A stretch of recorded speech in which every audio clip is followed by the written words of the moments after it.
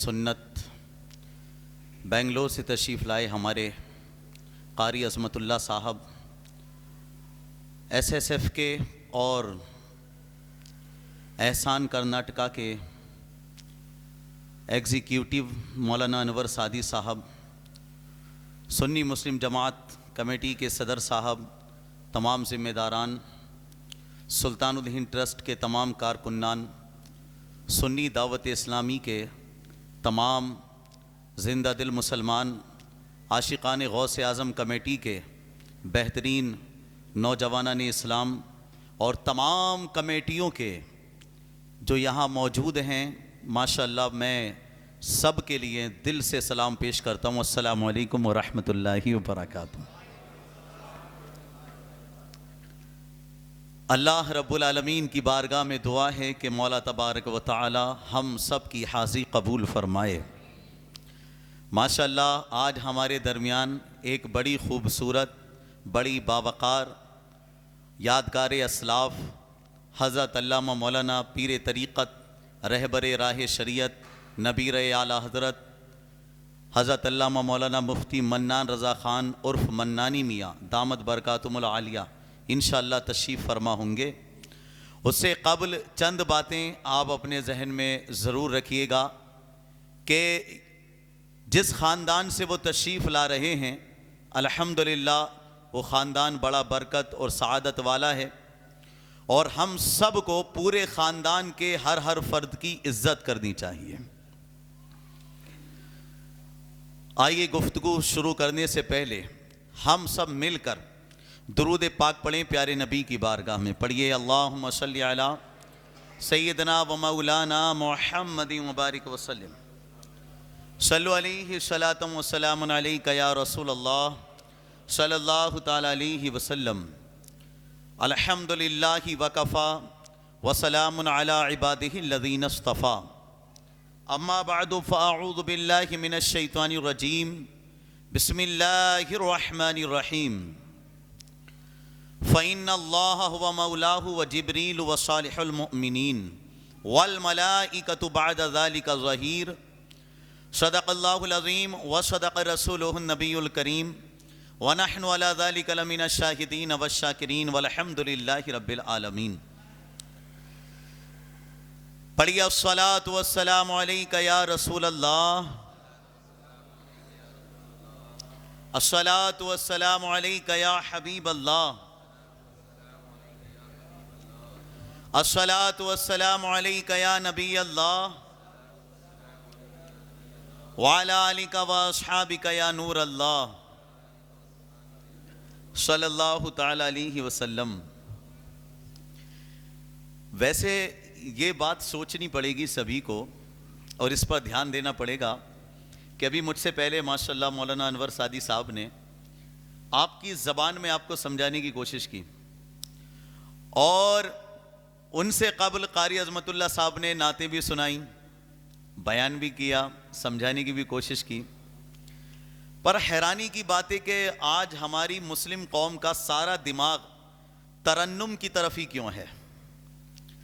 مطلب صرف انہیں مشہور نعت خوانوں کو اگر بلائیں تو بڑی تعداد میں نظر آتے ہیں، لیکن انہیں واعظ کے لیے، نصیحت کے لیے، اپنے دین کے بارے میں انہیں صحیح تعلیم دینے کے لیے اگر بلایا جائے تو کم نظر آتے ہیں۔ مزاج تھوڑا بدلنا پڑے گا۔ نعت مصطفیٰ ہمارا ایمان ہے، ہم سب الحمدللہ عقیدت رکھتے ہیں، پر یاد رکھیں کہ جس طریقے سے نعت مصطفیٰ، جیسے آپ کی طرف بولتے ہیں نا چٹنی سلنا ہے نا، اس کی طرح ہے، اور یہ جو تقریر، بیان، واعظ و نصیحت ہے وہ ایک روٹی کھانا چاول کی طرح ہے۔ خالی چٹنی سے یا سالن سے آپ اپنا پیٹ نہیں بھر سکتے، روٹی کی یا چاول کی ضرورت پڑے گی، اس لیے کہ سالن یا چٹنی آپ کو مزہ تو دے سکتا ہے، لیکن جسم کو جو طاقت دیتی ہے وہ یا تو روٹی دیتی ہے یا پھر چاول دیتے ہیں۔ تو مزے اور ذائقے کے لیے چٹنی اور سالن کا ہونا بھی ضروری ہے، لیکن جو اصل چیز ہے وہ یہ چاول، یہ کھانا، یہ روٹی ہے. لوگ صرف مزے کی جانب اپنا دماغ لگا رہے ہیں، لیکن واعظ کی طرف، نصیحت کی طرف اپنی توجہ کو نہیں لگا رہے. نصیحت کے لیے ہمیں اپنے دلوں کو کھولنا چاہیے. ہمارے غوث اعظم رضی اللہ تعالی عنہ، جن کی محبت میں آپ سب یہاں پر جمع ہوئے، 70 سے 80 ہزار کا مجمع روزانہ آپ کے بیان میں آتا. آپ انہیں پوری رات اللہ اور رسول کی باتیں اور دینی واقعات سنایا کرتے تھے، اور لوگوں کے اندر سیکھنے کا جذبہ ہوا کرتا تھا. ایک ایک حدیث کو حاصل کرنے کے لیے صحابہ کرام نے 2 مہینے کا سفر کیا ہے. 2 مہینے کا سفر ایک ایک حدیث پاک کو حاصل کرنے کے لیے. اور ابھی یہاں پر ہمارے مزاج کا ماحول یہ ہے کہ روزانہ اگر آپ کو یہ سمجھایا جائے کہ فجر بعد بھی بیان ہو رہا ہے، مغرب کے بعد بھی بیان ہوتا ہے 5-10 منٹ کا، آپ اس میں آیا کریں، تو آپ اپنے گھروں سے نماز مغرب میں، نماز فجر میں، ظہر عصر میں، عشاء میں آنے تک کے لیے تیار نہیں ہوتے. بیان کو سن کر انسان کا مزاج بدلتا ہے، ماحول بدلتا ہے.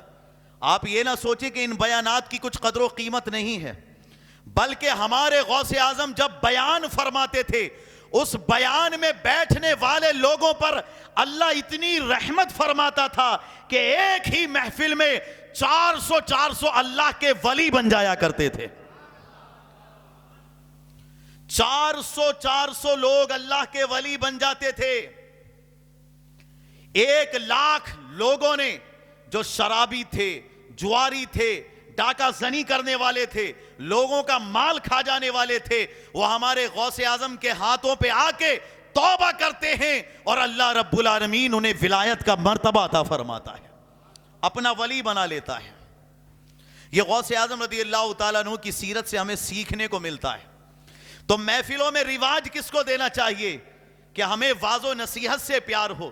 یہ قوم مسلم زندہ رہے گی تو اس معنی کر کہ جب اسے اپنے بزرگوں کے واقعات یاد ہوں گے، پھر یہ اپنی طرف سے کوئی بات نہیں کہے گی، بلکہ جب یہ کتابوں میں اپنے بزرگوں کے واقعات پڑھے گی تو اسے پتا چلے گا، اور پھر پوری دنیا یہ کہنے پہ مجبور ہوگی کہ کیسے آقاؤں کا بندہ ہوں رضا، بول بالے میری سرکاروں کے، ذرے جھڑ کر تیری پیزاروں کے تاجے سر بنتے ہیں سیاروں کے. میرے آقا کا وہ در ہے کہ جہاں ماتھے گھس جاتے ہیں سرداروں کے. ہمارے نبی صلی اللہ علیہ وسلم کی سیرت کے بارے میں معلوم ہونا، ہمارے بچوں کو حضور غوث پاک کے بارے میں پتہ چلنا، حضرت ابوبکر صدیق کی صداقت کے بارے میں علم ہونا، حضرت عمر فاروق اعظم کی عدالت کے بارے میں انہیں پتہ ہونا چاہیے، عثمان غنی کی سخاوت کے بارے میں پتہ ہونا چاہیے، مولا علی کی شجاعت، طاقت، قوت اور ہمت و جرت کے بارے میں پتہ ہونا چاہیے. ہمارے بچوں کو امام اعظم ابو حنیفہ کی امامت کے بارے میں پتہ ہونا چاہیے. یہ ساری باتیں حضرت امام شافعی رضی اللہ تعالیٰ عنہ کے ادب اور احترام کے بارے میں ہماری اولاد کو پتہ ہونا چاہیے. حضرت امام مالک کے بارے میں پتہ ہونا چاہیے. محمود غزنوی ایسے بادشاہوں کے واقعات آپ کی نظروں کے سامنے آئیں گے کہ آپ حیران ہو جائیں گے کہ جو اپنے وقت کے بادشاہ گزرے، اپنے وقت کے بہت بڑے جو ہے وہ دولت مند گزرے، لیکن انہوں نے کبھی تکبر نہیں کیا، بلکہ انہوں نے علم کو ترجیح دی. بلکہ اب ہارون رشید کے بارے میں تو آتا ہے کہ شیخ امام کسائی کے یہاں اپنے بیٹے کو پڑھنے کے لیے بھیجا. اپنے وقت کا بادشاہ ہارون رشید اپنے شہزادے کو مولانا صاحب کے یہاں پڑھنے کے لیے بھیجتا ہے. تو آپ جانتے ہو مولانا صاحب نے ایک مرتبہ شہزادے سے کہا کہ شہزادے مجھے وضو کراؤ، وضو کے لیے پانی ڈالو. اب بادشاہ کا بیٹا ایک مولانا صاحب کے ہاتھوں پہ پانی ڈال رہا ہے، کبھی پیروں پہ پانی ڈال رہا ہے. دور سے ہارون رشید نے دیکھا تو آپ آئے، یعنی ہارون رشید آیا اور اپنے بیٹے کو ایک درہ مارا اور کہا کہ یہ تو کیا کر رہا ہے؟ حضرت کے پیروں پر صرف پانی ڈال رہا ہے؟ ارے ایک ہاتھ سے پانی ڈال اور دوسرے ہاتھ سے اپنے استاذ کے پیر دھو. یہ دیکھو، یہ ادب سکھایا. ایک بادشاہ اپنی اولاد کو عالم کا ادب سکھا رہا ہے، مولانا کا ادب سکھا رہا ہے. اور آج عالم کیا ہے؟ پڑھانے والے استاذوں کی عزت نہیں، جن کے پیچھے نمازیں پڑھ رہے ہیں ان کا احترام نہیں. سمجھے؟ نہیں، یہ دیکھو دل کی بات بتا رہا ہوں میں آپ کو. اپنے اندر جس چیز کو زیادہ امپورٹنس دینی چاہیے اس کو امپورٹنس دو. اپنے دین کو آگے کون بڑھائے گا؟ آپ ہی تو